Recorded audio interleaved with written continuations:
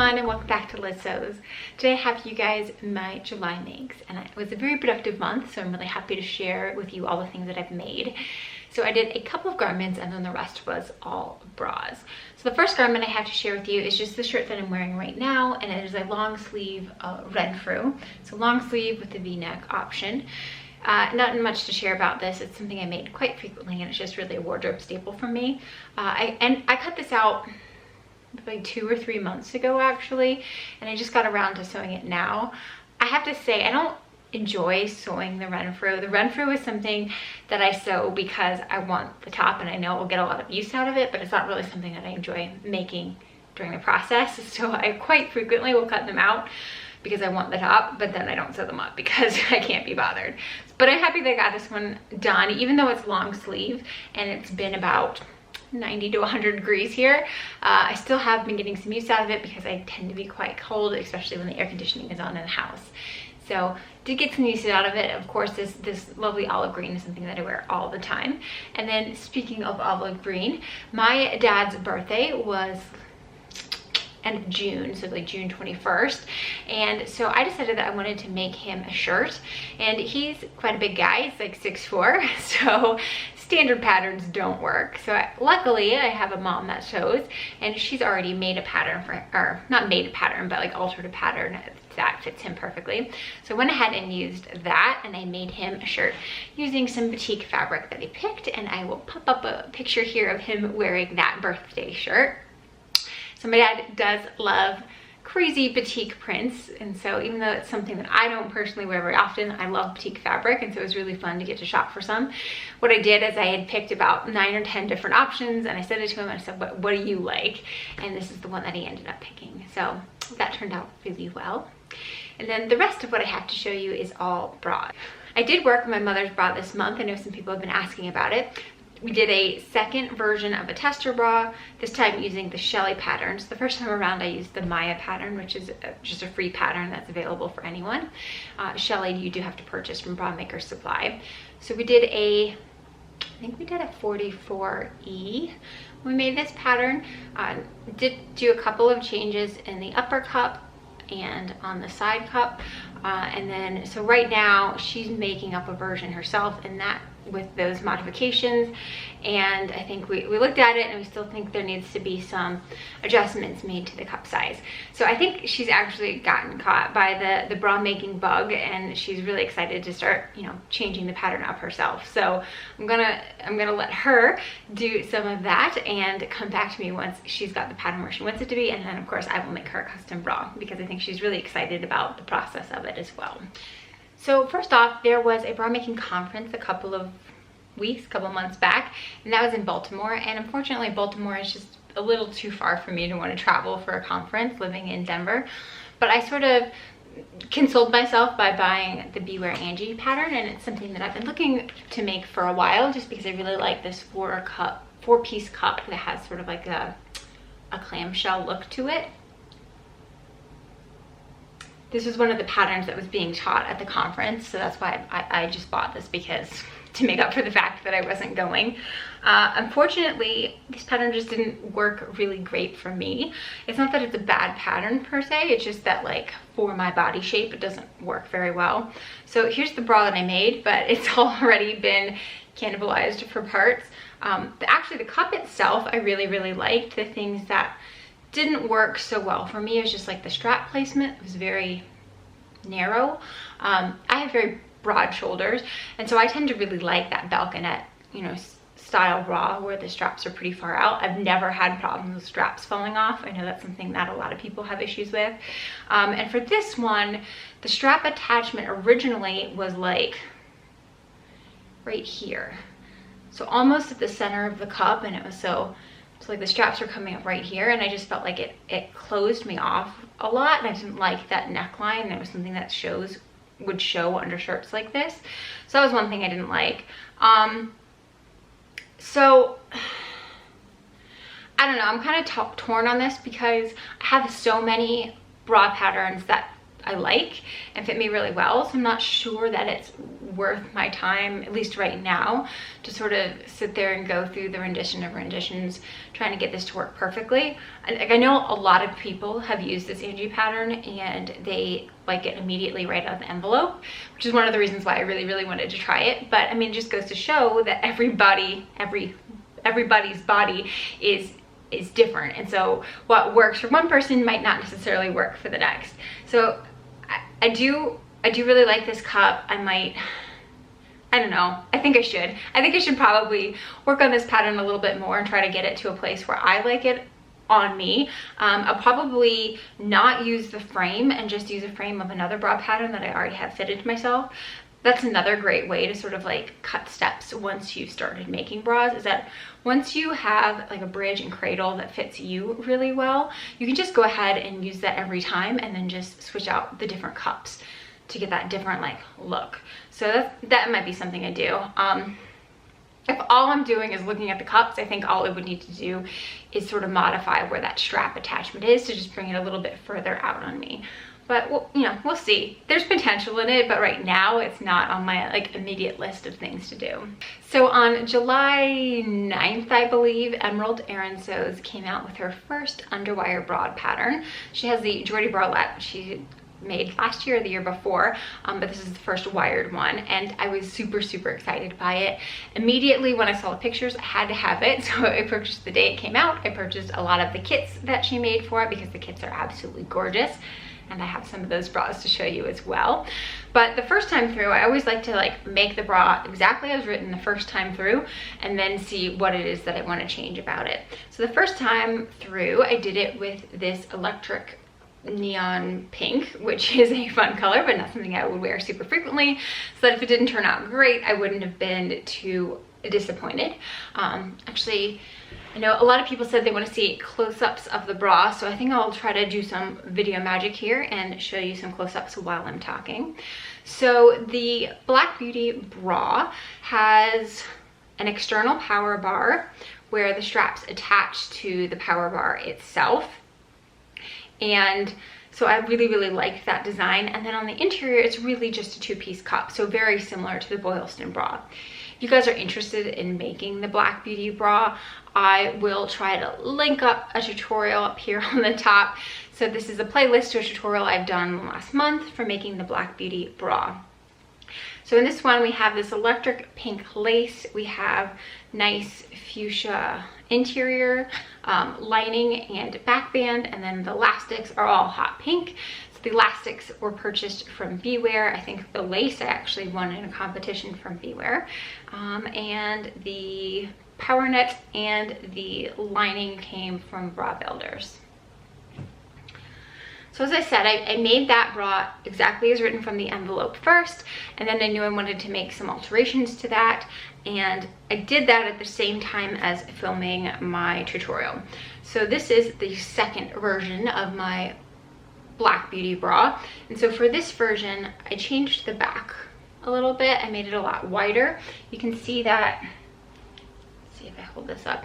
So the first version of the bra, the back is actually pretty narrow, and it worked fine. It fit really well, but that's not my preference. So I prefer to have just a little bit more coverage in the back, which is why I made that changes here to give myself a little bit wider of a back band. I also changed this to a U strap attachment, just because again, that's something that I prefer in my bras.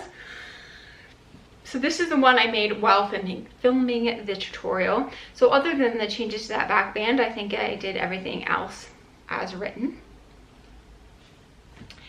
And then after getting those two under my belt, I decided that I could be a little bit more adventurous. So for this version, I've done it in all lace, and I wanted to actually take this power bar. So the power bar for me doesn't work very well. So I wouldn't say it's like an east-west pointing bust, but I am again very wide. So the bulk of my tissue is on the outside and pretty far apart in the center. So when that power bar was doing, instead of sort of pushing everything forward and making it look better, I was definitely getting like an indent on the side over here. So when I made this version, I ended up cutting out the the lining from the Power Bar, and that helped a lot with the indentation.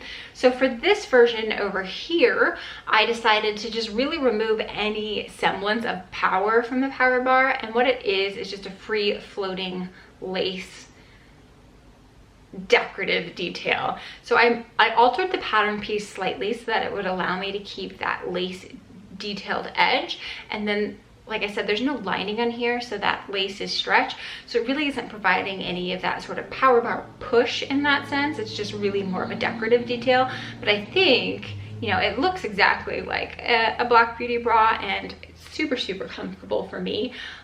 This lace was purchased from Beware, and I think it's still available. This was a blue and beige lace, and I'll try to link it in the description box below, because I know a lot of people really loved how this looked. It's a very like antique-y look. And then for all of the findings, I think I just went with beige for findings. I thought that matched really well with that sort of flesh tone in the lace. So by that point, I've made 3 Black Beauty bras. My kids had come in. I think I made those 3 bras within a week. And it took a week for the kits to come from Canada, which honestly is not that bad. So I knew that I wanted to get the pattern down before I started cutting into the kits, because yes, the kits are a little bit more expensive than what I would normally spend on a bra. And so I wanted to make sure that when I cut into them, I knew what I was gonna get. I didn't want any surprises. So the first one that I made after finding the pattern is this black tulle bee bra, and I really, really love this one. I think this is Tony's favorite of the ones that I've made. So it's used a stable sheer cup lining in it. You can't tell here, but it is somewhat sheer. It's not like completely sheer like some of my summer bras. But yeah, the fit on this one was fantastic. I really like this because it's view A, so it has this sort of double strap detail. And this double strap is made out of fold-over elastic. And then there's 1/4 of an inch twill tape sewn inside, so they're completely stable, right? They don't move. I know a lot of people were concerned about having fold-over elastic straps, especially if you're a larger bust size, that it would stretch out, but these are completely stable once you put that twill tape in there. And then you have your adjustable portion on the back of the bra. So that was the B kit. Unfortunately, I believe this kit is sold out. It was a really, really popular kit, so I don't think you can get it anymore. So after I did that one, I did have some issues with this. Not issues bad, but like I would say that this fabric was a little bit more difficult to work with. These bees are quite thickly embroidered on there, and so they weren't able to really bend. So if you had a seam, I made sure that when I was cutting it out, I didn't want that bead across any of the seam allowance lines, just for ease of use, but there was some spots where I just couldn't be helped. But yeah, so because that embroidery was so thick, you don't want to ever count on being able to fold that seam allowance backwards on itself, because it's not going to happen. So the next one I picked up was another embroidered one, but this one is flowers. And this embroidery is a lot thinner than the bee was, so I didn't have to worry at all, which was good because there was no way to cut around these flowers to avoid them. And the seam allowance, it was pretty densely embroidered. But this bra is, I think this one's my favorite. The bees were Tony's favorite, but this one is mine, and I absolutely love how this turned out. I did have quite a bit of this fabric left over, so I went back and purchased a findings kit in nude so I can make another bra. So it'll look exactly like this, except all of these lines, elastic and stuff, will be nude instead of white. But yeah, really, really love this. And for this one, I worked on the back a little bit more than I had the last one. And so on the last one, I did a straight across back, but it just was wider. And in this one, you can see I've actually added some fabric over here as well. So the back scoops up and then scoops back down. So scoops up where the elastic strap is meeting. I think this is my favorite back so far yet.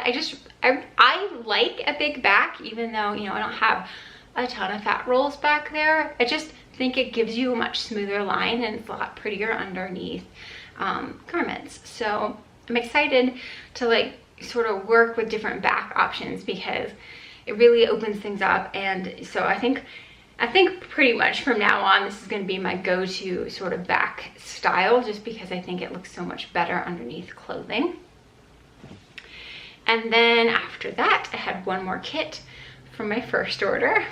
More on that to come. So this is the last kit from my first order, and this one was a rigid lace. So this is a rigid lace kit. I got it with the Latte Findings, and I've done View B. And I went ahead and put in that power bar, and I think, yeah, this power bar is actually lined as well. So the reason I went ahead and back to the original power bar construction is that I decided to put foam in this bra.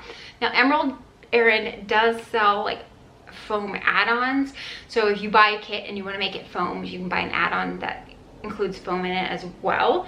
But I just had some foam that was in my stash, so I tried that first. And I think it turned out really, really well. Since it's just a 2-piece cup, putting the foam together was really easy. And because I knew that foam had some rigidity and strength, I thought it would be okay to go ahead and line the power bar, because that I wouldn't be getting that cut in that I was seeing with some of the lighter weight lace bras.